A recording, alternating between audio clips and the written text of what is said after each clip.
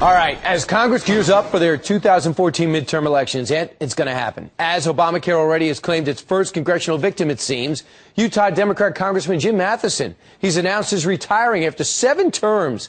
He claims a Democrat cannot win in Utah due to the outrage over Obamacare. So is this just the beginning of a tough election season for Democrats, or just because it's Utah? Utah congressional candidate Mia Love, who almost won that seat, is running to fill Matheson's seat. She knew that right away was going to go anyway. Mayor, thanks so much for joining me. What's your reaction to Matheson's backing out of running again? Well, you know, I certainly respect his decision not to run again and wish him and his family well. So we're going to it doesn't change our strategy. We're going to work hard to earn every single vote, and it's the same strategy. You got so close to winning last time. It was one of the most expensive congressional races in the country. Now, this time, the advantage that I think Republicans have that voted against it is they did not vote for Obamacare. Do you think Matheson is just the tip of the spear on this?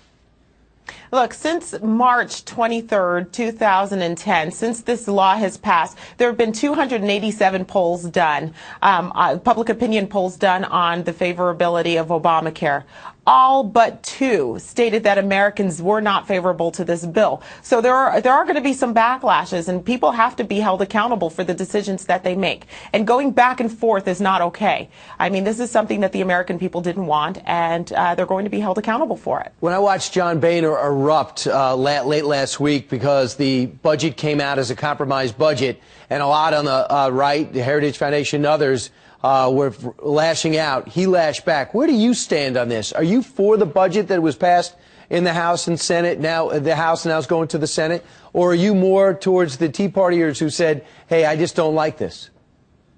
You know, I probably would have voted for it. However, does it go far enough to address our problems? Absolutely not. We need to be a little bit more aggressive in addressing some of our issues. I mean, we're looking at the amount of debt that we have, the spending. We have not done enough to control our out-of-control spending. I mean, the United States takes in more money than it's ever taken before, $250 billion a month.